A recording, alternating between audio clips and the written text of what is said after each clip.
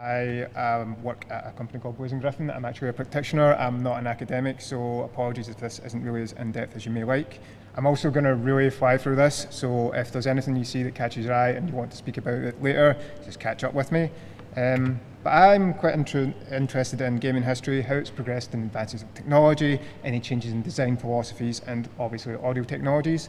So in particular, console differences. So this is the classic front-loading toaster NES, and this is its Japanese counterpart, the Famicom, with all its additional things. Let's call them things. But they actually have differences in their sound. The Famicom was capable to had additional audio capabilities built into some of the carts, and the disc system on the bottom there allowed actual sample playback, whereas the US, EU, worldwide release didn't allow for this. You're probably aware of how games impact culture, but in general public, and I emphasize general public, you only really hear two things pop up. Are games art, and do video games cause violence? And obviously earlier, they're not the only things. And today I'm going to talk to you about how gaming audio has impacted culture, especially music. A few of these things have crossed over quite a lot, and the first thing I'm going to mention is nostalgia elements, and I hope to God this doesn't break. So most people of a certain age bracket will probably recognise this straight away if they heard it. That'll do it. Here we go. Yeah, all the spoilers are going to be wasted on this, and hopefully it doesn't take too long. Sorry. So yeah, you probably would guess that straight away. Similarly, if you grew up around about my age, you'd probably recognise this. If it loads.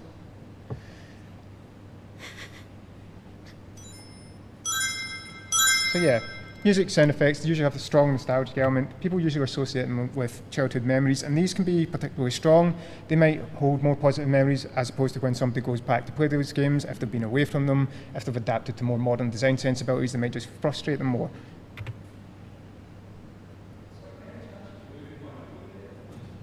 Up here. Oh, sorry. But getting to the main thrust of this, I'm going to talk about how. So game audio, I feel, has served as an introductory vessel towards bringing people towards genres, and I feel it's defined the taste of certain generations, and especially if you consider console generations, different age groups.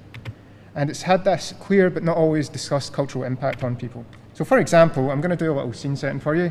It's 1998. One 10-year-old has spent weeks and weeks playing this game, Final Fantasy VII, arguably a genre-defining game, and they've got to the final boss, who is this dude, spoilers. And it needs appropriate music. It needs something big, bombastic to set the scene, to really get people worked up going, this is the final boss, I've spent this much time getting to this, and here we go. So you hear this.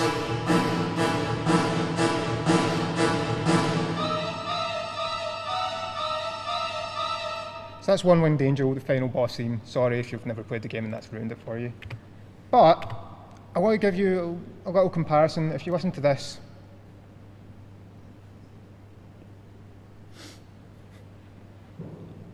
When it was.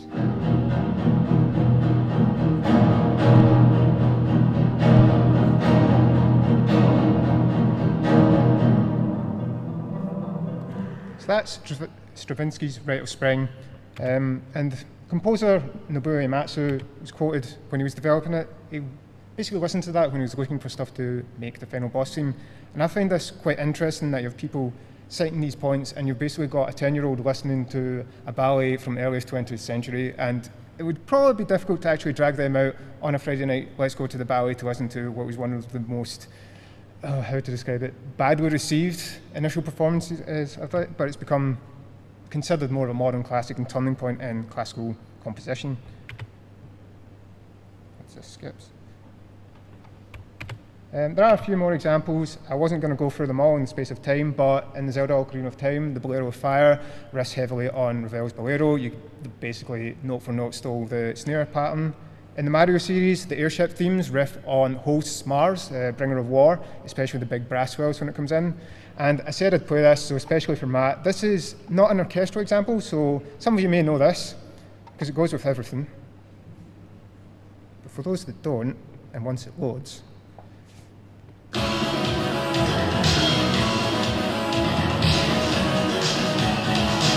that's Gellstream from Street Fighter 2, but it kind of sounds a little bit similar to something else as well. might start closing some of these. Uh-oh. Yes.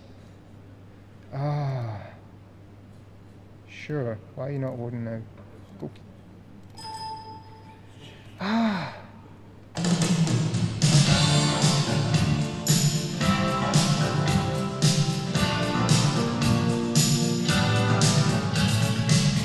So yeah, that's from a Japanese jazz fusion band called T-Square. And again, it's quite similar. You should hear it when the chorus kicks in and the lead parts, because they are quite similar. But going back to orchestral music, games of this impact, interest in orchestral music has increased, if not necessarily traditional classical music. It's managed to reach new audiences through games, and orchestras are adapting to fill that need, if this skips properly. It's helped actually to slow the decline in concert sales, although it's not sort of reversed the trend.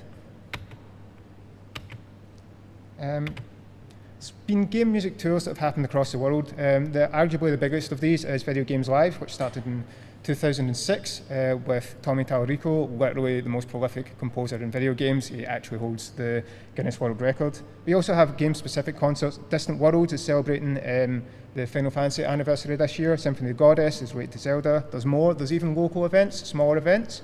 In Scotland, we have the Mantra Collective, who play at things like Games Are For Everyone, so if you do see them, do go along and support them. We also have things like the British Institution of Classic FM. Its Hall of Fame has featured game music over the past couple of years. Nobuo Uematsu has reached as high as number 9 in 2015, I believe.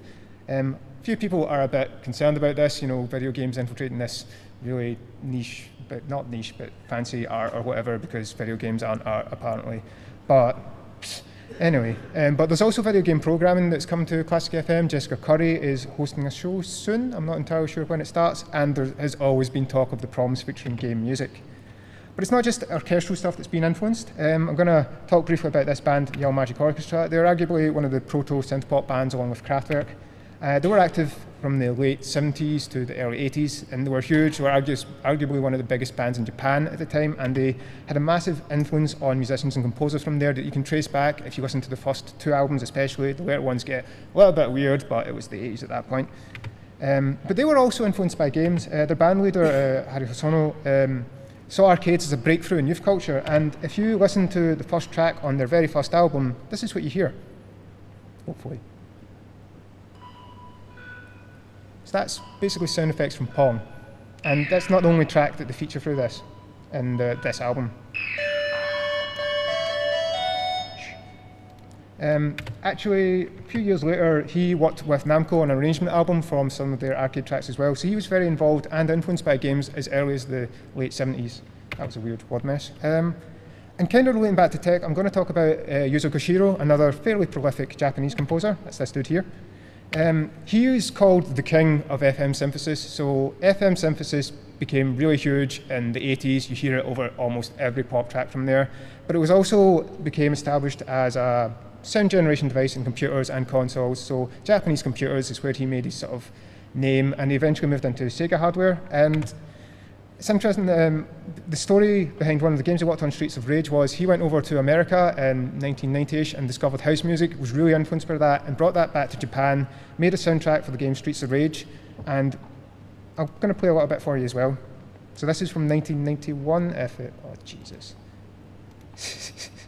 If it works, hooray. Maybe.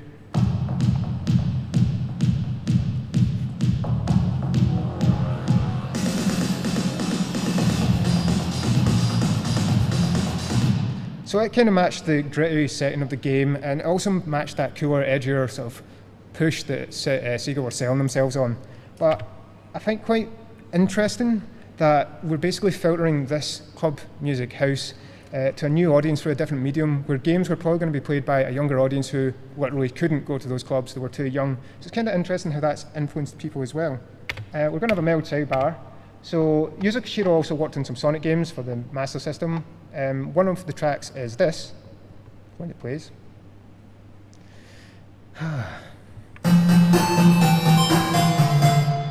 And speaking of musicians being influenced, which we're about to get to, this happened in 1997, or maybe it didn't. Oh, there we go.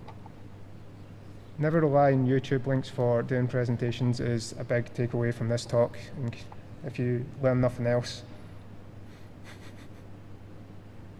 This is going to play. I'm not going to play that because no, to hell with that.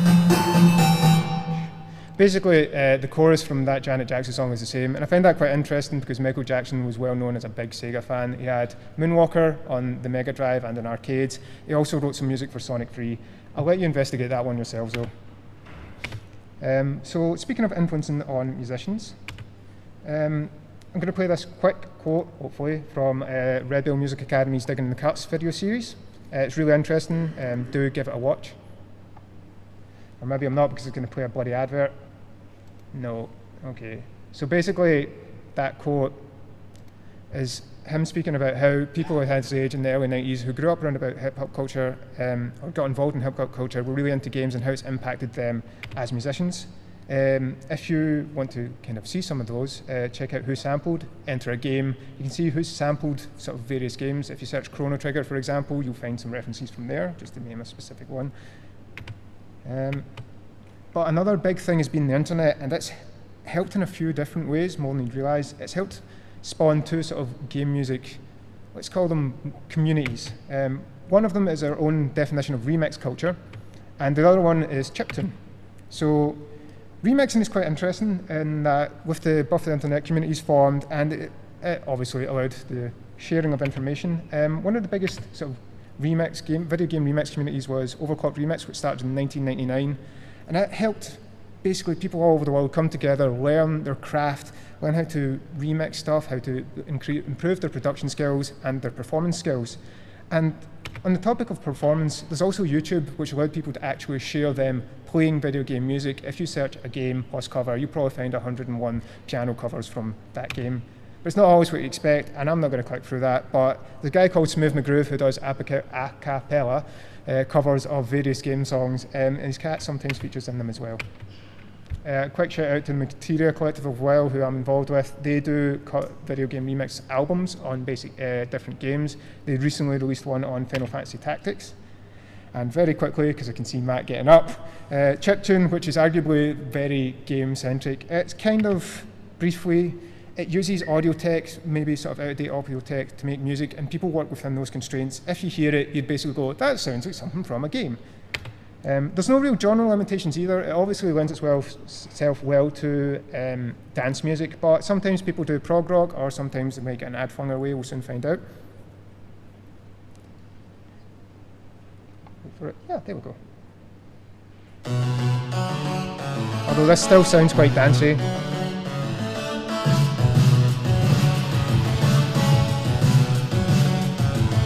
So yeah, it's all about working within those limitations. But what's been good is the internet's allowed, again, communities to form, people to share things, but it's also allowed for the development and sharing of tools. So these two are actually available now. FamiTracker basically emulates NES synth chips and sounds. You can get it for free. Little Sound DJ is actually a program for the Game Boy. It's available as nationwide, I think, so you purchase the ROM, and if you wish to put it on a flash cart, that is entirely up to you. But it's also influenced new games as well. Things like Shovel Knight, which actually was composed using FamiTracker, and Super Hexagon by Chipso. Well, the music was by Chipso, and she used Little Sound DJ. I'm nearly done. Thank Christ. This is probably more for me than you. So basically, here's a few kind of examples of how game audio can impact people in a more subtle way than you might consider. We basically live in this age where anybody under the years of 40, or under the age of 40 years old, has grown up with games, so it's more of a normalized thing these days. It's not considered weird. But we should also consider it's not necessarily just what people play or see on the screen, it's what they hear as well. Hey, we made it. Thank you very much. If you want to drop me a line at any point, I'm on Twitter at SpeedyJX, or my email is there. And a quick shout out, we are hosting IG play parties next week, Wednesday, Thursday, Friday, in Dundee, Edinburgh and Glasgow, so please do come along. Thank you. Thank you, Jaime.